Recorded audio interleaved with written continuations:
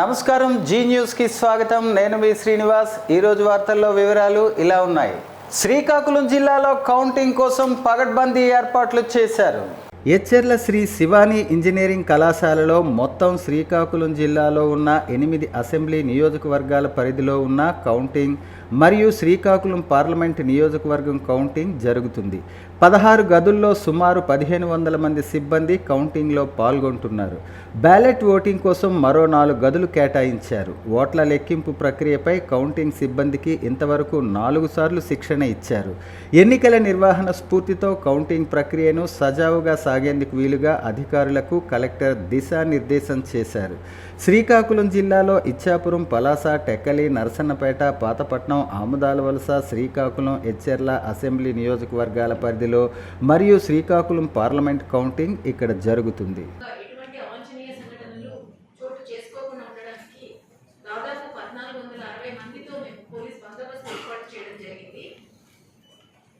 Etcherla Shivani engineering కళాశాలలో ఉన్నటువంటి 2 counting buildings దగ్గర 3 లేయర్ సెక్యూరిటీతో పాటు అదనంగా బయట అంటే బిల్డింగ్ కి వెలుపల 4వ లేయర్ సెక్యూరిటీ కూడా ఇవ్వడం జరుగుతుంది. మనకు బయట నుంచి ఒక సిఎస్ఎఫ్ కంపెనీ, ఒక ఏపీఎస్పీ ప్లేటూన్, అదే మాదిరిగా ఒక సిఆర్పిఎఫ్ కంపెనీ రావడం జరిగింది. వీళ్ళందరినీ కూడా బిల్డింగ్ లోపల ఉన్నటువంటి అంతర్గత లేయర్ భద్రతకు, అదే మాదిరిగా వెలుపల ఎటువంటి అవాంఛనీయ సంఘటనలు జరగకుండా ఉండడానికి ఒక ప్లేటూన్, అన్ని నియోజకవర్గాలకు కూడా ఈ బయట నుంచి వస్తున్నటువంటి సిఎస్ఎఫ్ కంపెనీని కూడా పంపడం జరుగుతుంది. వీళ్ళతో పాటుగా మన జిల్లాలో ఉన్నటువంటి అన్ని నియోజకవర్గాలలో అక్కడ ఉన్న ఎస్ఐలు, సిఐలు, డిఎస్పీలు, అదే మాదిరిగా స్పెషల్ ఆఫీసర్గా నియమించినటువంటి సెఫ్ అడిషనల్ ఎస్పీ గంగాధరం, వీళ్ళందరి యొక్క సేవలను ఉపయోగించుకుంటూ మొత్తం జిల్లా వ్యాప్తంగా కూడా 55 పికెట్లను వేయడం జరిగిందండి. ఈ పికెట్స్ సమస్యాత్మకమైనటువంటి గ్రామాలలో వేశాము. అదే మాదిరిగా నియోజకవర్గంలో ఉన్నటువంటి పార్టీ కార్యాలయాలు, జిల్లాలో ఉన్నటువంటి పార్టీ కార్యాలయాలు, ముఖ్యమైనటువంటి కంటెస్టింగ్ క్యాండిడేట్స్ ఎవరైతే ఉన్నారో వాళ్ళకి థ్రెట్ ఉంటుందని మనం భావించి ఉన్నామో అలాంటి వాళ్ళ ఇండ్ల దగ్గర కూడా, రెసిడెన్సెస్ దగ్గర కూడా పికెట్స్ వేయడం జరిగింది. దీంతో పాటు మనం ఎన్నికల కోడ్ మొదలైనప్పటి నుంచి ఉన్న అంతర్రాష్ట్ర చెక్ పోస్టులు 7కు అదనంగా 16 చెక్ పోస్టులను కూడా వేయడం జరిగింది. వెహికల్ చెకింగ్ చేయడం జరుగుతుంది. ఆల్రెడీ అవి స్టార్ట్ అయినాయి. సో జిల్లా వ్యాప్తంగా మనము 55 పికెట్స్, అదే మాదిరిగా 16 చెక్ పోస్టులు అదనంగా వీటికి పెట్టడం జరిగింది. ఇంతే కాకుండా ప్రతి నియోజకవర్గానికి కూడా 3 చొప్పున ప్యూరిటీస్ లేదా striking force, quick reaction teams అనేది సిఐల ఆధ్వర్యంలో పెట్టడం జరిగింది. వీళ్ళంతా ఎవరైనా ఇబ్బంది కలిగించినట్లయితే వాళ్ళని పికప్ పార్టీస్ ద్వారా లిఫ్ట్ చేసి పోలీస్ స్టేషన్ లో తీసుకొచ్చి 151 సిఆర్పిసి కింద ప్రివెంటివ్ అరెస్ట్ చేయడం కూడా జరుగుతుంది. దీంతో పాటు 212 సమస్యాత్మకమైనటువంటి గ్రామాలను గుర్తించడం జరిగింది. అక్కడ ఉన్నటువంటి ట్రబుల్ మాంగర్స్, అంటే వీళ్ళ ద్వారా కౌంటింగ్ డే రోజు గొడవలు చేయొచ్చు లేదా ఫలితాలు వచ్చిన తర్వాత గొడవలు ఎవరైనా చేయొచ్చు అని అలాంటి కొంతమందిని 879 మందిని మనం గుర్తించడం జరిగింది. వాళ్ళందరినీ కూడా కౌన్సిలింగ్ చేయడం జరిగింది. మరి సమస్యలు కలిగిస్తారన్న వాళ్ళను బైండ్ ఓవర్ చేయడం కూడా జరిగింది. మనకు ఎన్సీసీ అమల్లోకి వచ్చినప్పటి నుంచి జిల్లా వ్యాప్తంగా 4877 బైండ్ ఓవర్స్ చేయడం జరిగింది.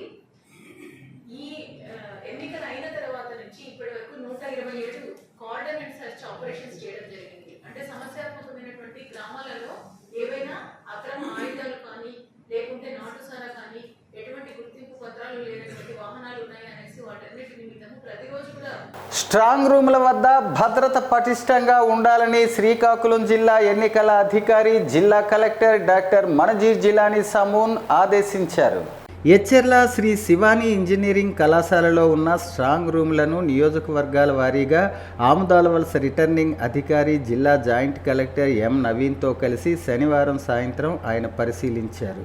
ఈ సందర్భంగా ఆయన నియోజకవర్గాల వారీగా స్ట్రాంగ్ రూములు అన్నీ క్షుణ్ణంగా పరిశీలించి సందర్శకుల పుస్తకంలో సంతకం చేశారు. స్ట్రాంగ్ రూమ్ నుంచి కౌంటింగ్ రోజున ఈవీఎంలను కౌంటింగ్ గదులకు తీసుకువచ్చే విధానాన్ని పరిశీలించారు. అనంతరం ఇక్కడి నుంచి పార్కింగ్ ప్రాంతాన్ని పరిశీలించి పలు సూచనలు జారీ చేశారు. అంబులెన్సులు నిలుపు స్థలం, వైద్య ఆరోగ్య శాఖ ఏర్పాటు చేయనున్న స్టాల్స్, ఫుడ్ స్టాల్స్ తదితరమైనవి ఏర్పాటు చేయనున్న ప్రాంతాలను ఆయన పరిశీలించారు. స్ట్రాంగ్ రూమ్ల పరిశీలనలో జిల్లా రెవెన్యూ అధికారి M Ganapathirao, ZP CEO D Venkateswararao, ఆయా నియోజకవర్గాల రిటర్నింగ్ అధికారులు, DPO Venkateswararao, Chella Obulesu, deputy CEO Venkataraman, తహసీల్దార్లు తదితరులు పాల్గొన్నారు.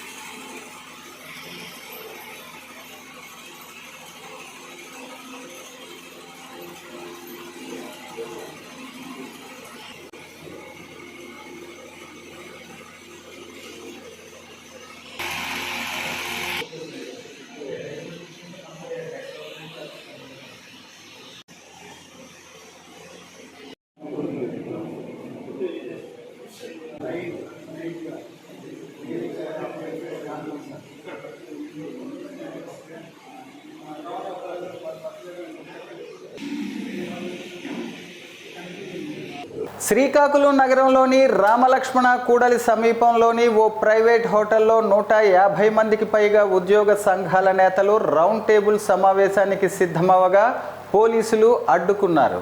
అయితే రాజకీయ ప్రమేయం లేని తమ ఉద్యోగుల సమావేశాన్ని పోలీసులు అడ్డుకోవటం పద్ధతి కాదంటూ రాష్ట్ర ఉద్యోగ, ఉపాధ్యాయ, కార్మిక, పెన్షనర్ల సంఘం ఐక్యవేదిక చైర్మన్ కేఆర్ సూర్యనారాయణ మండిపడ్డారు. ఎన్నికల కోడ్ ఉండటంతో అనుమతి లేకుండా సభ నిర్వహించటం సరికాదని పోలీసులు అడ్డుకున్నట్లు ఆయన పేర్కొన్నారు. తాము దీనిపై ఎన్నికల కమిషన్కు ఫిర్యాదు చేస్తామన్నారు. సమావేశం ఆగిపోవటంతో హోటల్ ఎదురుగా ఓ అరగంట సేపు పోలీసులు, ఉద్యోగ సంఘాల మధ్య వాగ్వాదం జరగటం గమనార్హం. ఉపాధ్యాయులు, కార్మికులు, పెన్షనర్లు, వారి కుటుంబ సభ్యులు బాధపడుతున్నటువంటి తరుణంలో మరొక పక్క విధానపరమైన నిర్ణయాలు విషయంలో కూడా విలేజ్ వార్డు సెక్రటరీ ఉద్యోగులకు సంబంధించి, ఆర్టీసీ ఉద్యోగులకు సంబంధించి, టీచర్ల పదోన్నతులకు సంబంధించి, సిపిఎస్ రద్దుకు సంబంధించిన విధానపరమైన అంశాలు కొలిక్కి రాక తీవ్రమైన ఆందోళన జరుగుతుంటే ప్రభుత్వం పరిష్కార వేదికల ద్వారా పరిష్కారం చూపకపోవడం, ఉద్యమిద్దామంటే ఉద్యమానికి అనుమతి ఇవ్వకుండా అణిచివేయటం, ప్రశ్నించిన వారి మీద కేసులు పెట్టి వెంటాడి వేటాడి వేధించడం, ఈ పరిస్థితుల నేపథ్యంలో ఉద్యోగస్తులందరూ ఏం మాట్లాడితే ఏమవుతుందనేటువంటి ఒక భయానికి లోనైనటువంటి వాతావరణంలో ఈ నిశ్శబ్దాన్ని ఛేదించాలి, ఈ మౌనాన్ని వీడాలి, భయాన్ని పోగొట్టాలి. లేకపోతే ఈ ఉద్యోగ సమాజం శాశ్వతంగా ఈ రాష్ట్రంలో బానిసత్వంలో మురిగిపోతుందనేటువంటి ఆందోళనతో కలిసి వచ్చినటువంటి సంఘాల నాయకులతో కలిసి ఐక్యవేదిక పేరు మీద రాష్ట్ర వ్యాప్తంగా తిరుగుతూ ఉద్యోగ, ఉపాధ్యాయ, పెన్షనర్లని చైతన్యపరుస్తూ సభలు, సమావేశాలు నిర్వహించుకోవటం, సమూహాలుగా, అసోసియేషన్లుగా ఏర్పడడం, సమస్యల కోసం ప్రశ్నించడం, అందుకోసం డిమాన్స్ట్రేషన్ చేసేటువంటి ఎక్స్ప్రెషన్ ఆఫ్ డిసెంట్ని డిమాన్స్ట్రేట్ చేసేటువంటి అంశాలు భారత రాజ్యాంగం ఈ దేశంలో పౌరులకు ఇచ్చినటువంటి ప్రాథమిక హక్కుల్లో భాగం. వాటిని మనం పోగొట్టుకోకూడదని ఉద్యోగులందరినీ చైతన్యపరిచేటువంటి ప్రక్రియ చేపట్టాం. మార్చి 25వ తారీఖు నాడు ఏర్పడిన మా ఐక్యవేదిక ఇప్పటికి 15 జిల్లాల్లో 15 సభలు, సమావేశాలు, కడప జిల్లాలో 2500 మంది ఉద్యోగులతో కూడా సభ జరిపాం. ప్రతి చోట మంచి స్పందన వచ్చింది. మోడల్ కోడ్ ఆఫ్ కండక్ట్ ఉందని చెప్పి మేము సభలు, సమావేశాలు జరపడం దానికి ఎన్నికల ప్రవర్తనా నియమాలకు విరుద్ధమని కొంతమంది చేతకాని భజన పరులైనటువంటి శ్రీకాకుళం నగరంలో పొన్నాడ బ్రిడ్జికి ఆనుకుని ఉన్న ఇస్కాన్ మందిరంలో ప్రతి ఆదివారం శ్రీకృష్ణ భక్తులందరికీ ఆదివారం విందు అనే కార్యక్రమం నిర్వహించడం జరుగుతుందని మందిర అధ్యక్షులు లక్ష్మీపతి గౌరదాస్ అన్నారు. ఆదివారం జీ న్యూస్తో మాట్లాడుతూ భాగవత సందేశం నామ సంకీర్తన ప్రతి జీవితం గురించి తెలియజేయటం జరుగుతుందన్నారు. ఈ కార్యక్రమానికి వచ్చిన ప్రతి ఒక్కరికి మధ్యాహ్నం ఉచిత భోజన సౌకర్యం కల్పిస్తున్నామన్నారు. ప్రతిరోజు సాయంత్రం భక్తి వృక్ష అనే కార్యక్రమాన్ని చేయటం జరుగుతుందన్నారు. మందిరంలో ఉదయం 5 గంటల నుంచి 6 గంటల వరకు మంగళహారతి కార్యక్రమం నిర్వహిస్తున్నామన్నారు.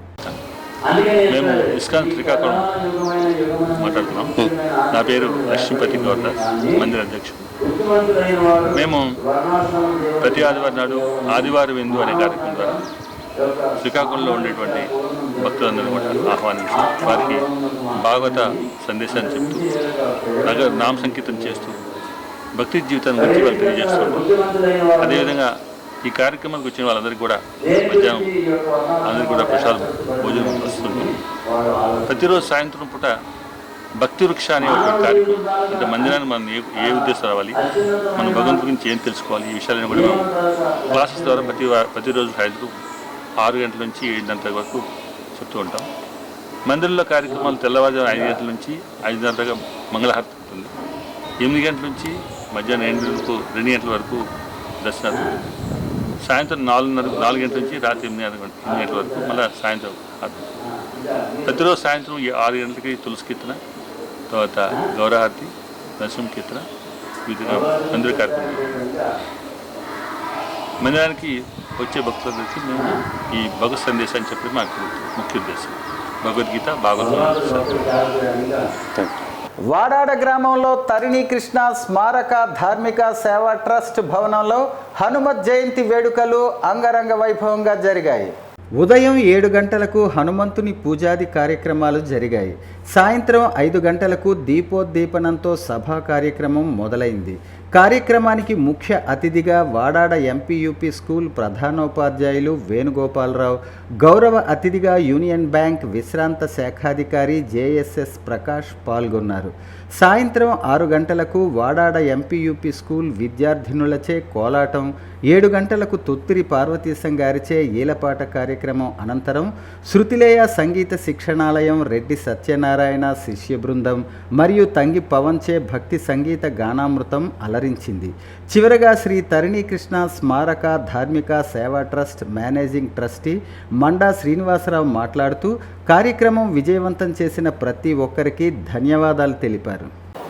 తరిణి కృష్ణ స్మారక ధార్మిక సేవా ట్రస్ట్ ఆధ్వర్యంలో వాడాడ గ్రామంలో వెలసిన హనుమంతుడు అమిత బలాఢ్యుడు, రాముడి ఈశ్వరుడి అవతారము, రాముడు ప్రథమ భక్తుడు అయిన ఆంజనేయ స్వామి తాలూకా హనుమత్ జయంతి ఉత్సవాలు వాడాడలో జరుపుకుంటున్నందుకు అశేషంగా విచ్చేసిన ప్రేక్షక మహాశయులందరికీ ధన్యవాదాలు.